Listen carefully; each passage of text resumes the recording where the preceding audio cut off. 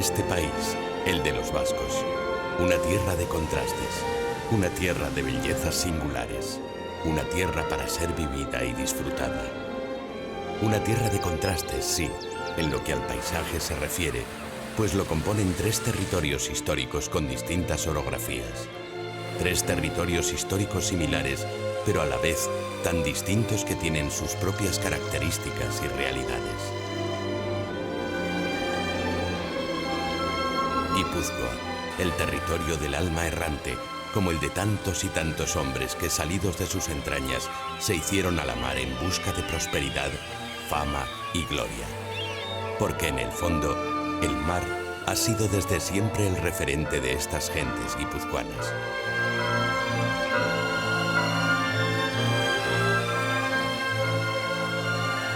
Grandes joyas de la naturaleza y grandes obras de los hombres que, a veces por amor a Dios, a veces por amor a ellos mismos, levantaron iglesias, basílicas, palacios, y que supieron en esta tierra construir alrededor de una bahía, la de la Concha, una ciudad que no solo es mágica por su belleza, sino por su simbiosis con el mar que la abraza y acaricia. Sería un donostiarra, Eduardo Chillida, quien mejor supo plasmar esa realidad en su obra El peine del viento, una escultura que se ha convertido, sin quererlo, en el icono del arte vasco del siglo XX. Y el interior de Guipúzcoa no desmerece a su costa. La orografía agreste y compleja, la quietud de su tiempo y la belleza de su paisaje encandilan a quien por aquí mora o transita.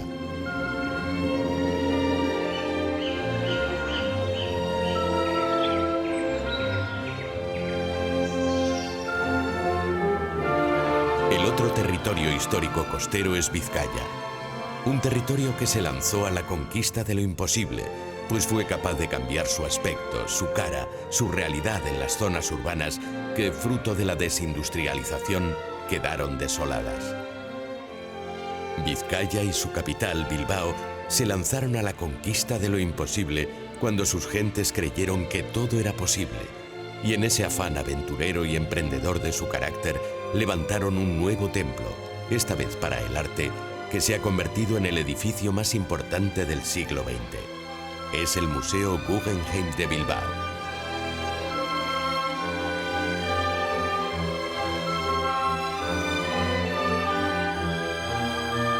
Pero antes de que el titanio brillara con luz propia, muchos pueblos de la costa y del interior de Vizcaya brillaron desde su enclave y desde su historia. Un ilustre escritor, pensador, humanista, hijo de esta tierra, bilbaíno para más señas, Miguel de Unamuno, escribió del pueblo vasco. Vivió en sus montañas de robles, hayas, olmos, fresnos y nogales, tapizadas de helecho, argoma y brezo, oyendo bramar al océano que contra ellas rompe y viendo sonreír al sol tras de la lluvia terca y lenta entre jirones de nubes. Las montañas verdes y el encrespado Cantábrico son los que nos han hecho.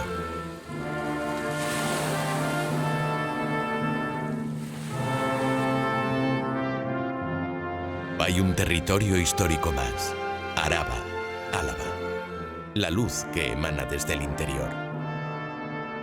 Desde aquí y en adelante vamos a descubrir esa luz que tiene el interior de Euskadi, la luz que desde Álava emana para iluminar una tierra en la que los humanos dejaron sus huellas desde que el mundo conocido empezó a serlo.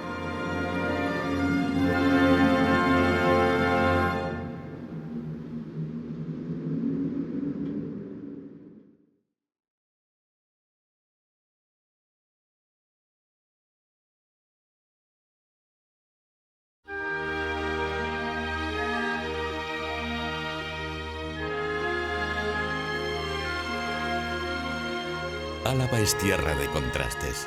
Su orografía, la diversidad de sus paisajes y su clima hacen de ella una tierra única y singular.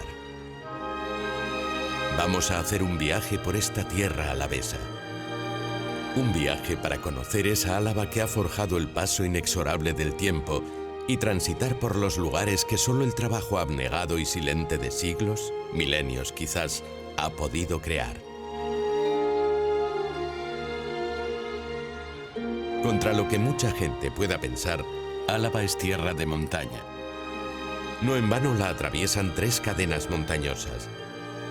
La más septentrional fija los límites entre Álava y los valles atlánticos de Guipúzcoa y Vizcaya.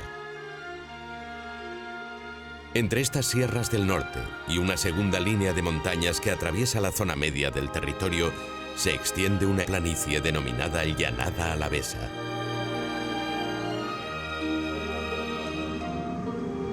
En la zona meridional, la Sierra de Cantabria es la última barrera natural antes de sumergirse en la Rioja Alavesa, tierra de viñedos que se extiende hasta el Valle del Ebro y que nos regala algunos de los más reconocidos vinos a nivel mundial.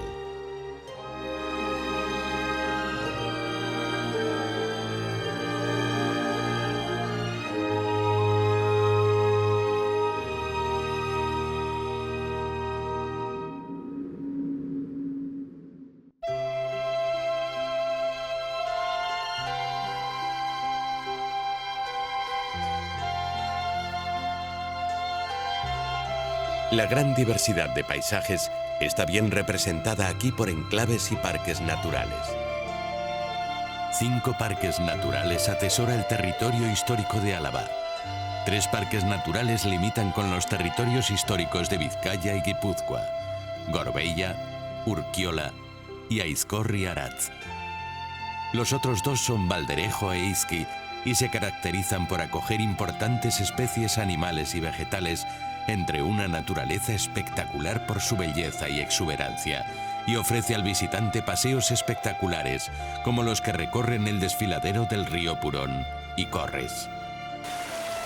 Pero además de estos parques naturales, hay otros lugares que merecen una visita específica. Por ejemplo, es posible disfrutar de un relajado paseo por la orilla del río Inglares. Un hermoso recorrido desde el pueblo de Berganzo lleva al visitante a imbuirse entre una densa arboleda. En su etapa final, el camino permite contemplar numerosas balsas y saltos de agua antes de llegar a la espectacular cascada de Herrerías.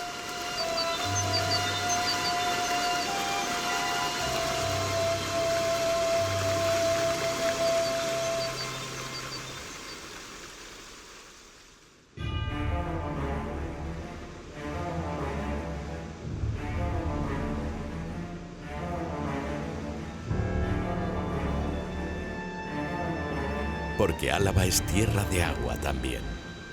Algunas de las más espectaculares cascadas de la geografía vasca están aquí. Valga como ejemplo la imponente cascada de Goyuri o Gujuli, en el municipio de Urkabustaiz, donde el agua se precipita en una caída vertical de más de 100 metros y que casi seca en verano, en primavera y otoño nos muestra la plenitud de su belleza.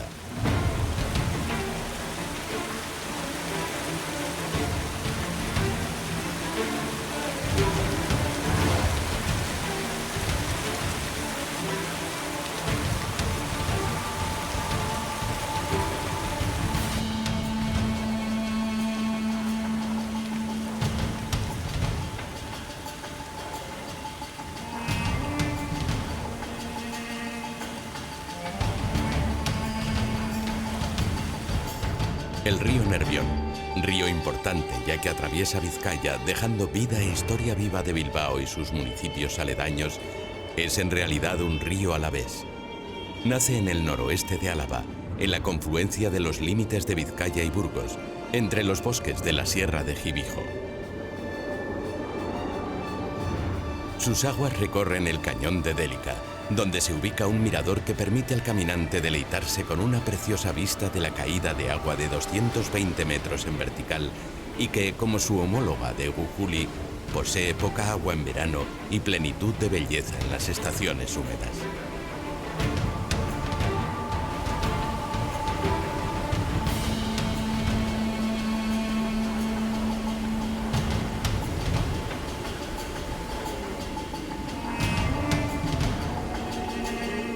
Pero si los saltos de agua son algo espectacular, el viaje hasta aquí es, desde cualquier punto de vista, maravilloso. El ascenso se desarrolla por una sinuosa carretera, la que conduce al puerto de Orduña. tradicional puerto de ascenso en las vueltas ciclistas, nos permite entender curva a curva cuán elevada está la meseta castellana.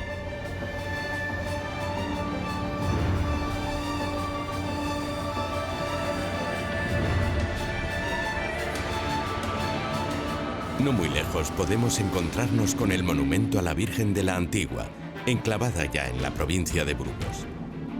Y es que la espiritualidad del ser humano llevó a levantar monumentos e iglesias en lo más alto de las montañas para así estar más cerca de Dios. Se levantó aquí este monumento y en el Gorbella su cruz.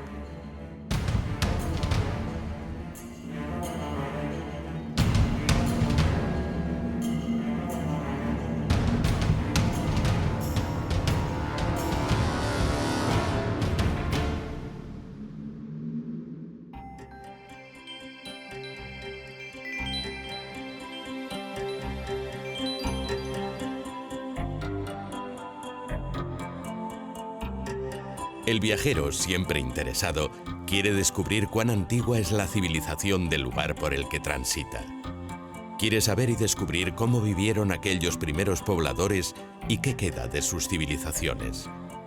Y Álava, a esos viajeros interesados, les puede satisfacer en su curiosidad, porque aquí las primeras pruebas de asentamientos humanos datan de más de 100.000 años. No obstante, las más importantes pruebas del asentamiento del ser humano en Álava en la prehistoria corresponden a los dólmenes del Neolítico, datados entre los años 4000 y 2000 a.C. En todo el territorio alavés se encuentran más de 70 dólmenes, de los cuales al menos 16 han sido declarados bien cultural. Entre ellos destaca el dolmen de Sorgineche, en Arrizala, cerca de Agurain, un monumento funerario datado en torno al año 2500 a.C.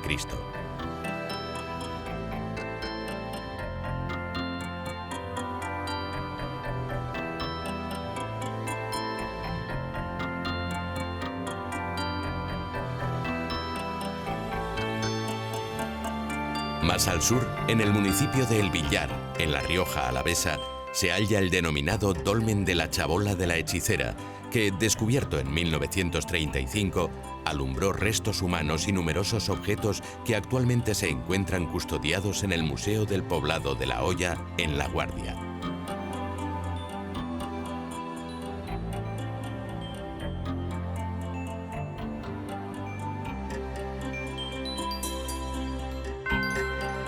Un interesante museo cargado de objetos de alto valor e interés que recoge una visión didáctica del ambiente en el que evolucionaron quienes habitaron este lugar entre los años 1200 y 250 a.C.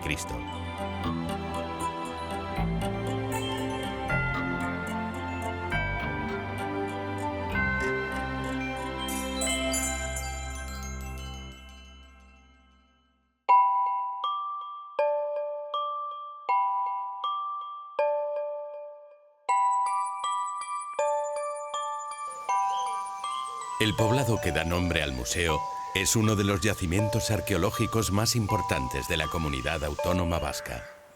El primer asentamiento data del siglo XV a.C., cuando poblaciones indoeuropeas llegadas del centro del continente contactaron con las culturas megalíticas que existían en la zona de la actual Rioja alavesa.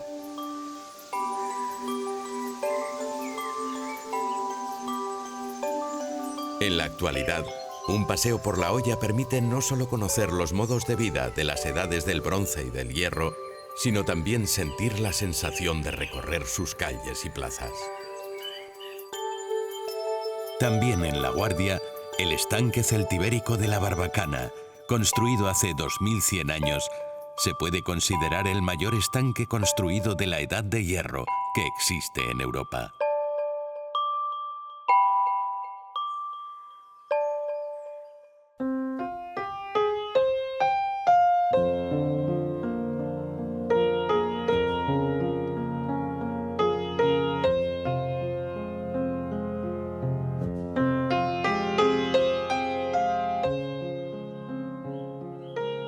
Más al norte, pasando a la llanada, al otro lado de la Sierra de Cantabria, La cueva del Alece, esa impresionante oquedad en la pared vertical de la montaña, se ha convertido en lugar de visita obligada para quienes buscan encontrarse con la fábula y la leyenda. Un lugar mágico en el que, cuenta la leyenda, fue habitado por gentiles, esos seres de la mitología vasca que, dotados de una fuerza sobrehumana, lanzaban piedras de gran tamaño. A ellos se les atribuye la construcción de dólmenes. ¿Quién sabe si los dólmenes que están al otro lado de la sierra fueron piedras lanzadas por ellos? Sean ciertas estas historias o no, este enclave no deja de ser un excelente lugar para visitar y disfrutar de su entorno y su historia.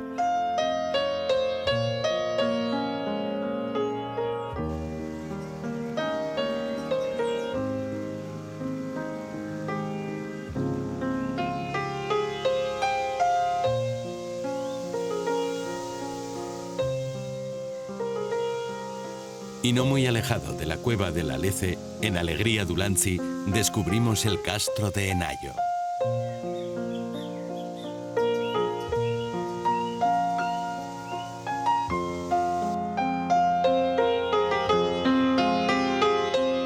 Ubicado en la colina homónima, se trata de un poblamiento fortificado ocupado por celtas y otros habitantes procedentes del centro de Europa. Las excavaciones arqueológicas realizadas a partir de 1969 permitieron datar este emplazamiento entre los años 1000 y 200 a.C., esto es, entre la etapa final de la Edad de Bronce y la Edad del Hierro. En la actualidad, se realizan visitas guiadas que comienzan en el centro de interpretación, en el que se detalla cómo eran las costumbres y el modo de vida de los habitantes del castro y de esta tierra antes de que la cultura romana impregnara la península ibérica.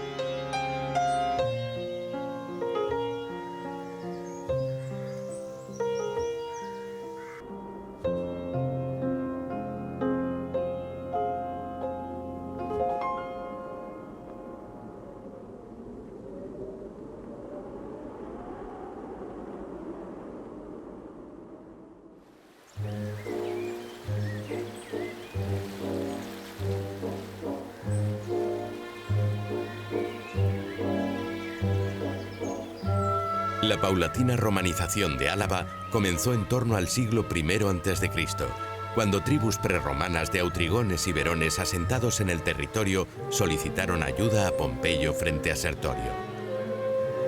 Y los viajeros que por esta tierra busquen conocer esta época de la historia, en estas tierras encontrarán restos de importancia que así lo acreditan.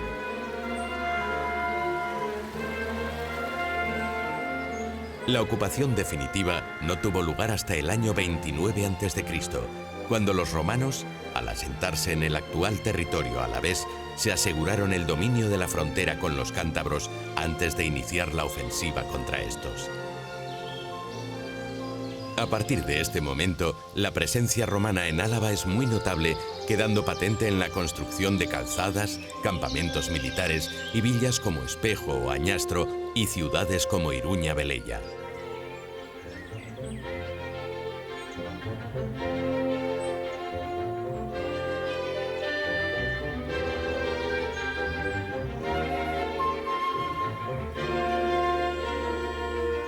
Situada entre Villodas y Trespuentes, se trataba de un gran poblado indígena que los romanos convirtieron en una ciudad notable y próspera. Así lo indican los restos de casas y edificios públicos que han llegado hasta nosotros. En Iruña-Velella pudo haber incluso establecimientos de teatro y termas situados en las terrazas del suroeste.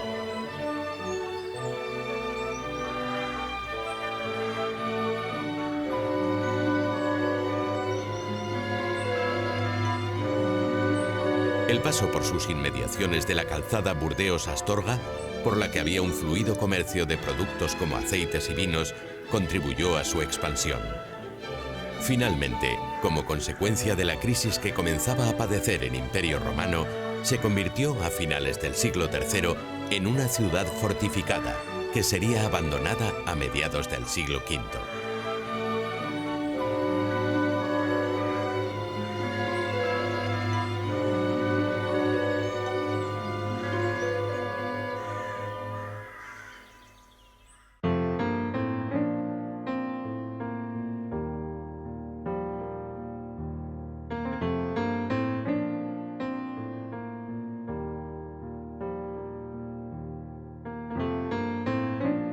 Todo esto se puede ver, descubrir y admirar en este territorio repleto de sorpresas y enigmas para que viajeros y viajeras desvelen y descubran en su camino lo que la acción del género humano fue dejando con el tiempo antes de nuestra era. Enigmas que el tiempo nos dejó y que hemos ido descifrando. Pero si de entre todos ellos hay uno que destaca por lo espectacular de su realidad, su ubicación y su finalidad, ese es sin duda la necrópolis altomedieval de las tumbas de Santa Eulalia. Más de 300 enterramientos antropomórficos excavados en la roca que se encuentra en la finca de Nuestra Señora de Remelluri.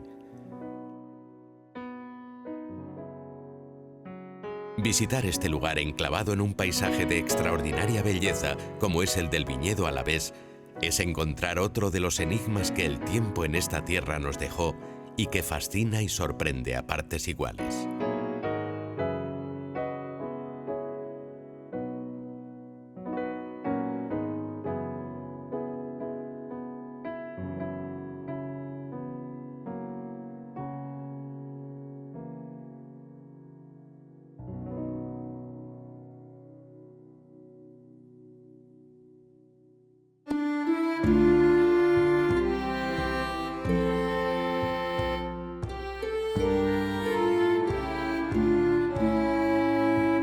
El término Álava aparece por primera vez en la historia en las crónicas del rey asturleonés Alfonso III a finales del siglo IX.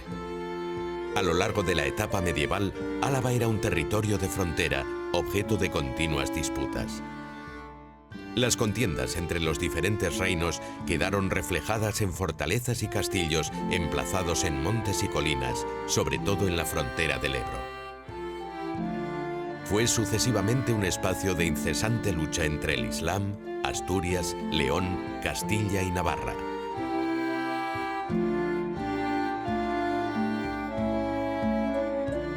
Entre dichos castillos destaca el de Portilla, en Zambrana, ubicado en una escarpada peña rocosa en el promontorio de este municipio de la cuadrilla de Añana.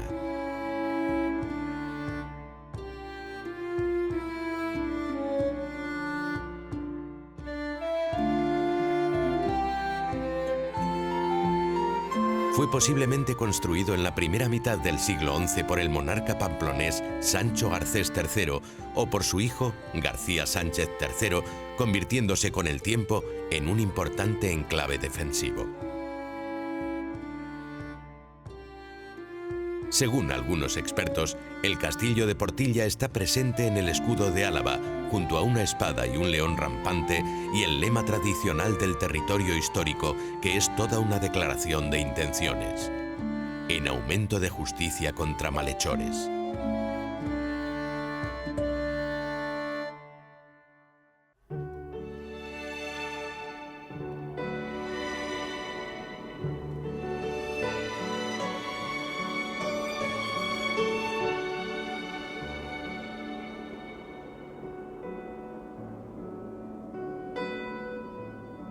Los viajeros que, interesados del patrimonio medieval, visiten esta tierra, descubrirán que el cristianismo dejó una profunda huella en el patrimonio de la Álava medieval. Un sinfín de ermitas románicas pueblan el territorio alavés. Entre ellas, por su importancia artística y simbólica, destaca el santuario de Estíbaliz.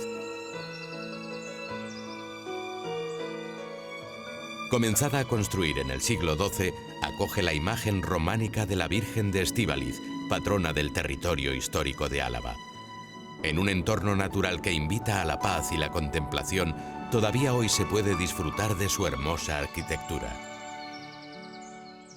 Otras ermitas menos conocidas pero cargadas de enigmas que el medievo dejó por Álava merecen también una visita. Santa María de Tuesta en Valdegovía destaca por su monumental portada sur. Gaceo y Alaiza en la Llanada permiten descubrir unas enigmáticas pinturas, tanto por la interpretación de su contenido como en parte por una cronología discutida por los especialistas.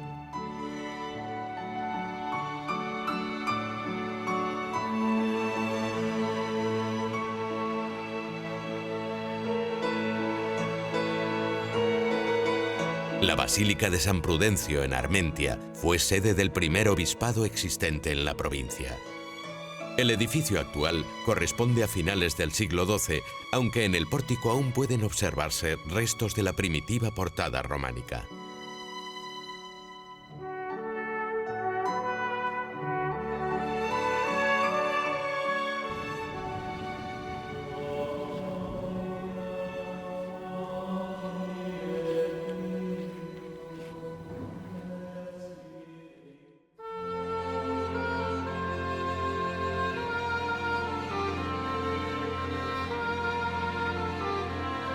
Era la época de las ciudades amuralladas que todavía hoy se conservan en algunas localidades. Antoñana, situada en la montaña alavesa, ha integrado sus antiguas murallas en las viviendas del pueblo, aprovechándolas como parte de sus muros interiores. Forma así un curioso conjunto en el que destacan una de las antiguas puertas y una torre o cubo de planta circular.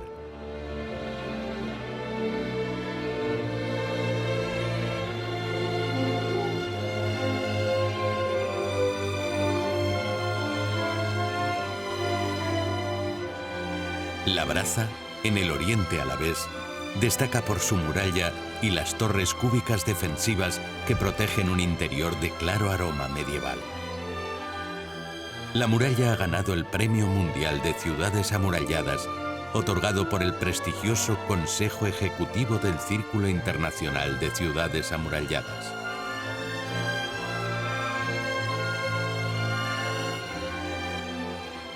Salinillas de Buradón, perteneciente al municipio de La Bastida, en La Rioja alavesa, es otro ejemplo del legado medieval en nuestro territorio. La villa, fundada por Alfonso X el Sabio en 1264, fue desde entonces la guardiana del paso del Ebro hacia la llanura riojana, justo por donde el desfiladero de las Conchas de Haro recibe al río, abriéndole una puerta entre los montes Obarenes y la Sierra del Toloño.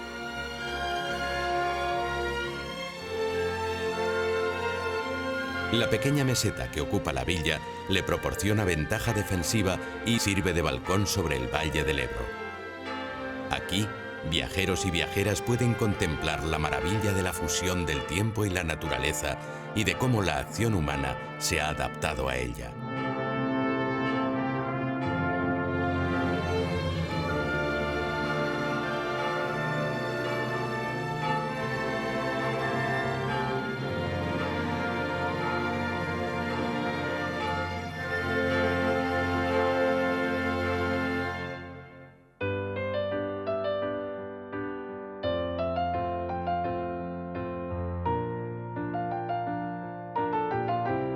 Y el Ebro, una vez se adentra en tierras a caballo entre Álava y La Rioja, va dejando tierras de vino y arte.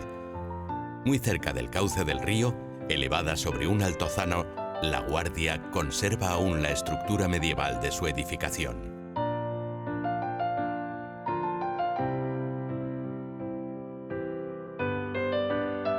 Las murallas delimitan el conjunto urbano, comunicándose con el exterior por medio de 4 puertas. Sus nombres recuerdan devociones tradicionales o las funciones que desempeñaba cada área de la villa. Desde ella es posible contemplar impresionantes vistas, con viñedos, pueblos y bodegas modernas y tradicionales abrazadas por la mirada de la Sierra de Cantabria.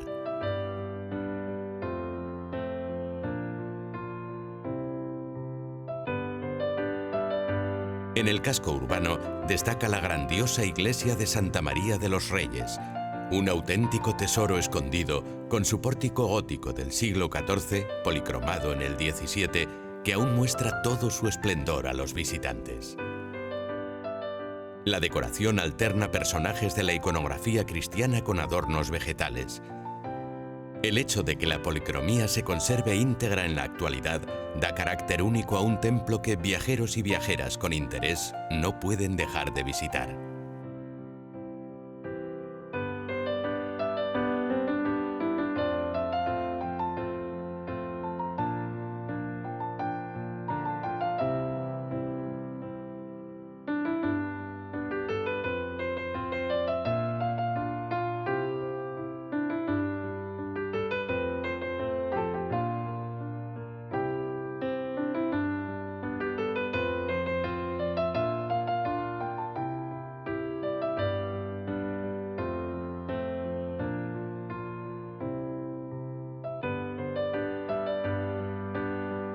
No muy lejos de La Guardia, Urizarra, la antigua Peñacerrada, es otro ejemplo de villa medieval bien conservada. Situada en un cruce de caminos de gran importancia estratégica, es la puerta hacia la Sierra de Cantabria y la Rioja Alavesa a través del puerto de Herrera, desde el que en días claros es posible observar toda esta comarca hasta la Sierra de la Demanda.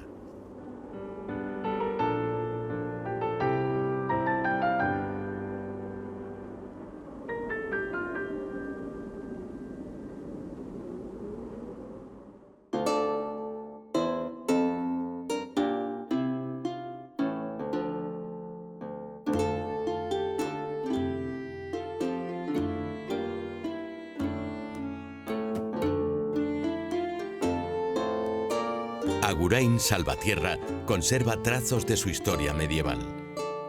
Las iglesias fortaleza de San Juan y Santa María recuerdan el carácter defensivo de la villa.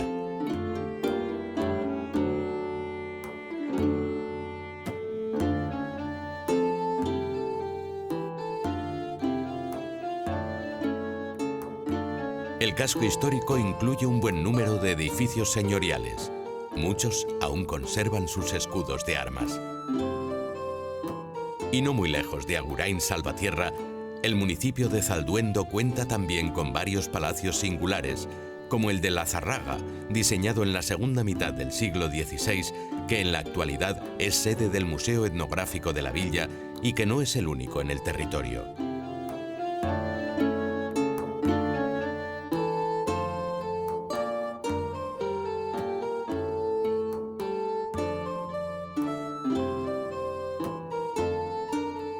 Arciniega cuenta con un renombrado museo etnográfico desde 1984. La visita permite conocer los modos de vida tradicionales de la comarca a lo largo de los siglos XIX y XX.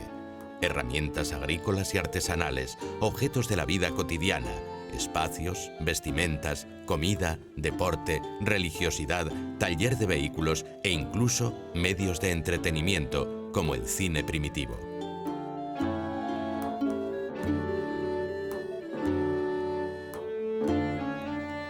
Desde aquí merece la pena acercarse al santuario de la Virgen de la Encina o dar un paseo por el casco medieval.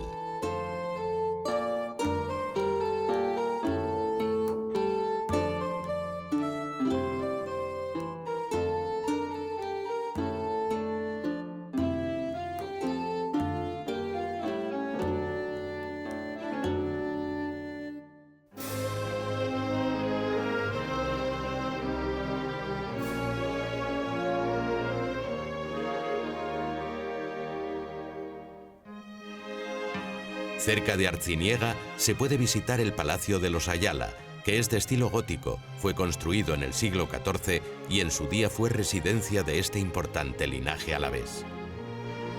Conforma el denominado Conjunto Monumental de Quejana, con la iglesia y el convento de San Juan Bautista y la capilla Torre de la Virgen del Cabello, que acoge actualmente un museo de arte sacro. A este linaje perteneció uno de los más destacados personajes de la historia de Álava, el canciller don Pedro López de Ayala. Vivió una vida apasionante entre los siglos XIV y XV, siendo conocido no solo por ser consejero de los reyes de Castilla, sino también poeta, diplomático, historiador y militar.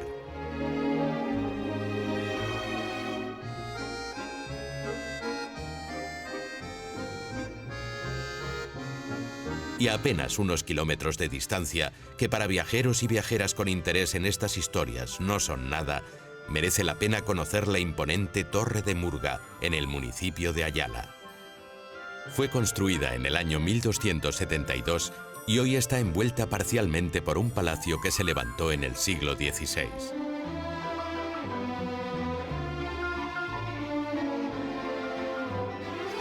Las torres y palacios fortificados dispersos por el territorio son testigos de las luchas banderizas que tuvieron lugar en la Baja Edad Media y en las que destacó la familia de los Mendoza, que mandó construir a comienzos del siglo XIII un recinto fortificado cuya torre sobresale todavía hoy, haciendo visible a los ojos del caminante no solo el edificio, sino la historia que contiene, muy cerca de Vitoria-Gasteiz.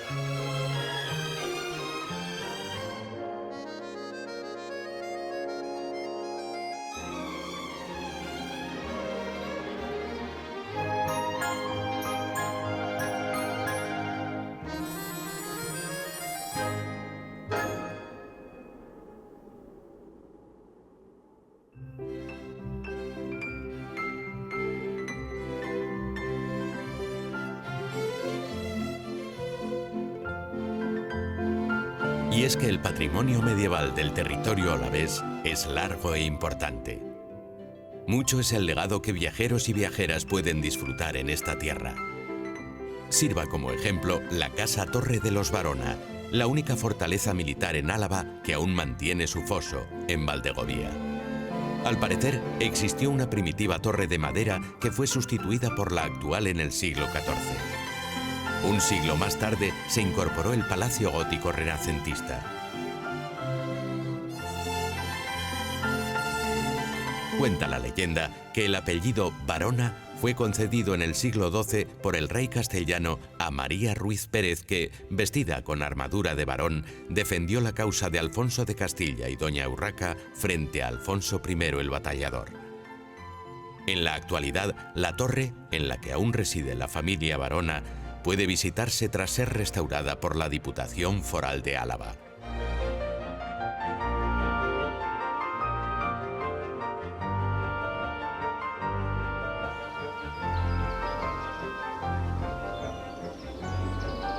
Y en Iruña de Oca, la familia que da nombre al pueblo mandó construir en el siglo XIII otra casa-torre.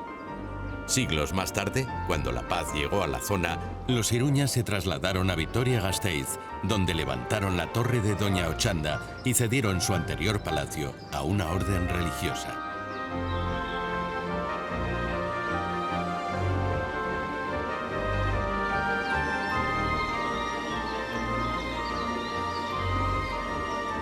Se construyó entonces allí el monasterio de Santa Catalina, que preservó la casa-torre, erigiendo además una iglesia aneja con un claustro.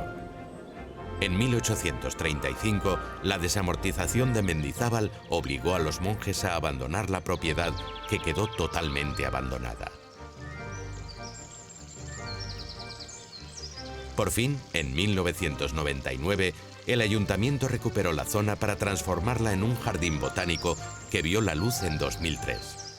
Historia y naturaleza se funden en este delicioso paseo en el que se pueden observar más de 500 especies vegetales traídas de todas las partes del mundo y que se conservan en perfecto estado gracias al microclima propio del lugar.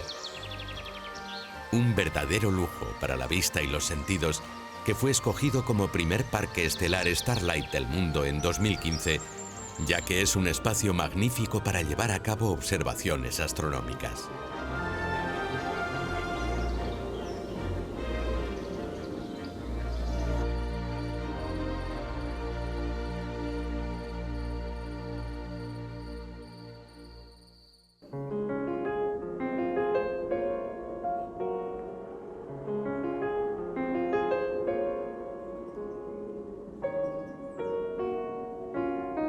La Edad Media fue asimismo una etapa de florecimiento del comercio. El mercado de la sal se desarrolló en Salinas de Añana, una población fundada en 1126 por Alfonso I el Batallador y que acoge un valle salado.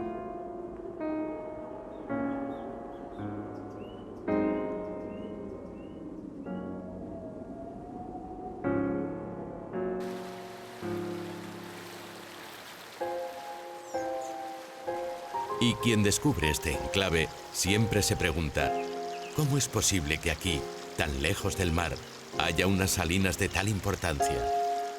Pues la respuesta la obtendrán en la visita guiada que descubre a viajeros y viajeras los enigmas de estas salinas y de su propia historia.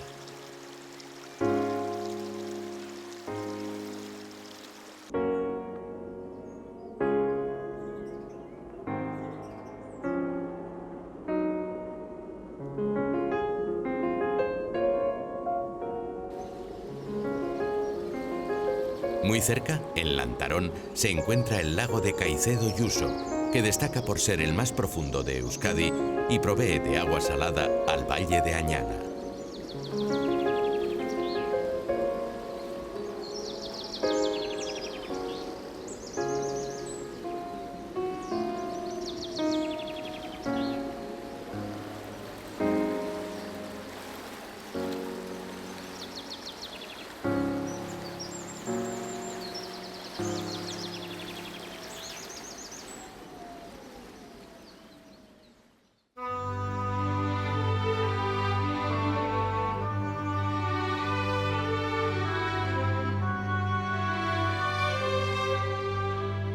De entre las localidades medievales alavesas que viajeros y viajeras pueden visitar y disfrutar, destaca la actual capital del territorio histórico. Excavaciones arqueológicas recientes han demostrado que Vitoria, la antigua aldea de Gasteiz, estuvo habitada antes de que en 1181 el rey Sancho VI de Navarra le concediera sus fueros. Todavía hoy, Vitoria-Gasteiz conserva en todo su esplendor los restos de su época medieval. Lugar estratégico y disputado entre los reinos de Castilla y Navarra, hubo de protegerse ante las agresiones, porque en una época en la que no existían ni los estados ni las identidades nacionales tal y como hoy las entendemos, pasó sucesivamente de un reino a otro.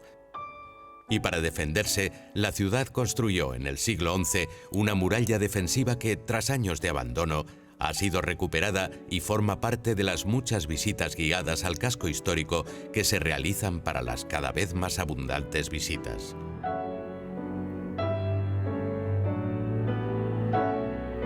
El enigma medieval que esconden sus calles, sus piedras, sus edificios, su almendra medieval, representan sin ninguna duda esa luz interior que emana del centro neurálgico de la ciudad.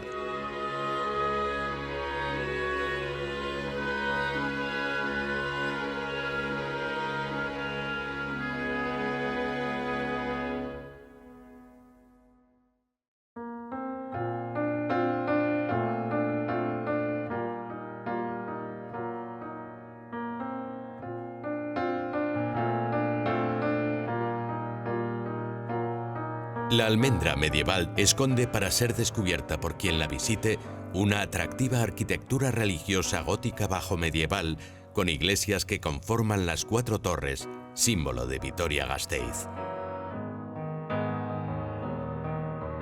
San Pedro, adosada a la muralla, fue construida en los siglos XIII y XIV. San Miguel destaca por ser el guardián de la imagen de la Virgen Blanca.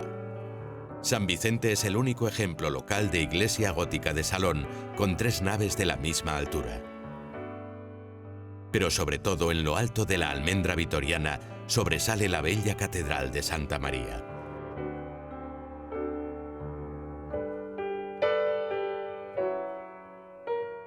Erigida entre los siglos XIII y XIV, los recientes estudios arqueológicos han demostrado que bajo ella se conservan los vestigios más antiguos de la primitiva Gasteiz.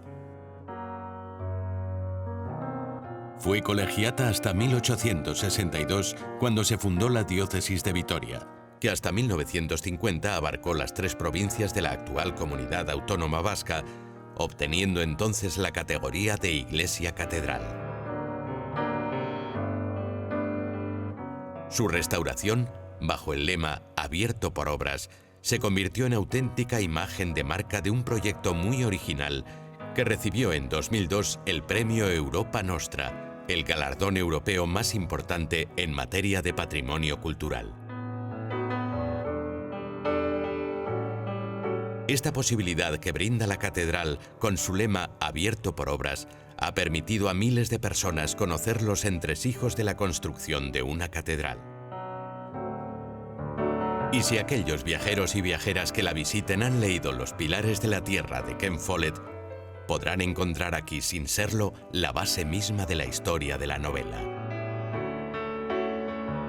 No en vano, esta catedral de Santa María ha servido de inspiración al autor galés para escribir su novela Un mundo sin fin, o lo que es lo mismo, la continuación de Los pilares de la tierra, y sirvió de escenario para el lanzamiento mundial del libro. Su majestuosidad y grandeza ha atraído a otros escritores como Mario Vargas Llosa, Arturo Pérez Reverte o Paulo Coelho.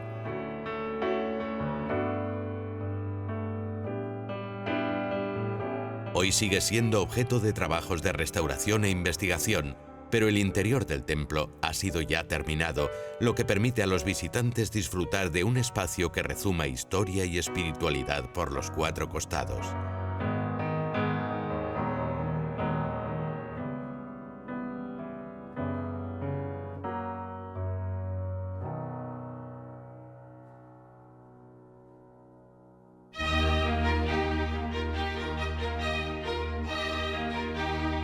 La Edad Moderna viene acompañada sucesivamente de nuevos estilos arquitectónicos: el Renacimiento, el Barroco y el Neoclásico. Prueba de ello es, por ejemplo, el Palacio de Escoriaza-Esquivel, en Vitoria-Gasteiz. De estilo renacentista, fue mandado erigir junto a la muralla medieval por Fernán López de Escoriaza, médico de Enrique VIII de Inglaterra, y por su mujer Victoria de Anda y Esquivel. Sus bustos figuran en la fachada principal del palacio sobre una portada plateresca.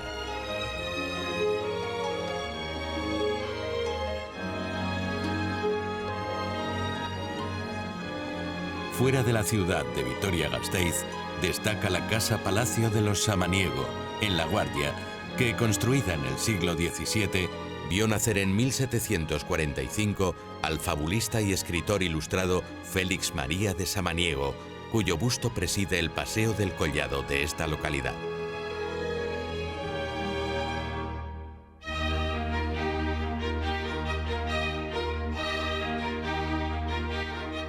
También en Zurbano destaca un palacio que en 1640 mandó construir el secretario de Felipe IV, Juan Otálora y Guevara, cuyo apellido da nombre al edificio. En 1994 fue catalogado como bien cultural y en 2015 fue restaurado por una empresa privada que lo convirtió en un agradable espacio denominado Mi Castillo de Arena. Pero esa época no solo fue pródiga en arquitectura civil, sino también religiosa. La iglesia de Nuestra Señora de la Asunción, en La Bastida, es una mezcla de estilos renacentista y barroco.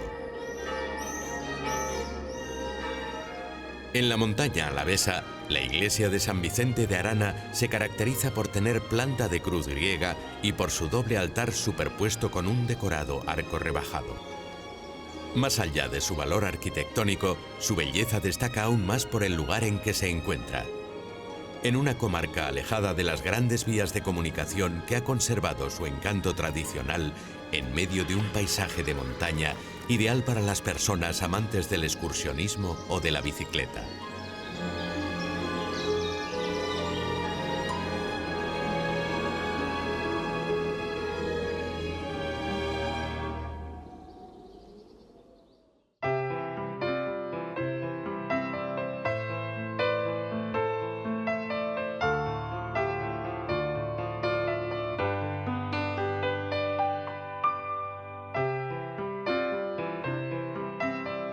Tras dejar muchas huellas del Renacimiento y del Barroco en su casco antiguo, en el siglo XVIII comenzó a salir de sus murallas.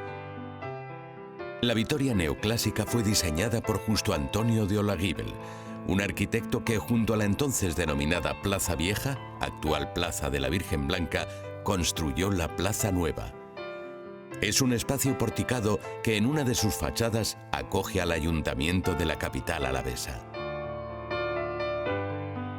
También de Olaguíbel es el Paseo de los Arquillos, un camino de soportales que une la parte antigua de la ciudad con la Vitoria neoclásica en una solución arquitectónica muy original para la época.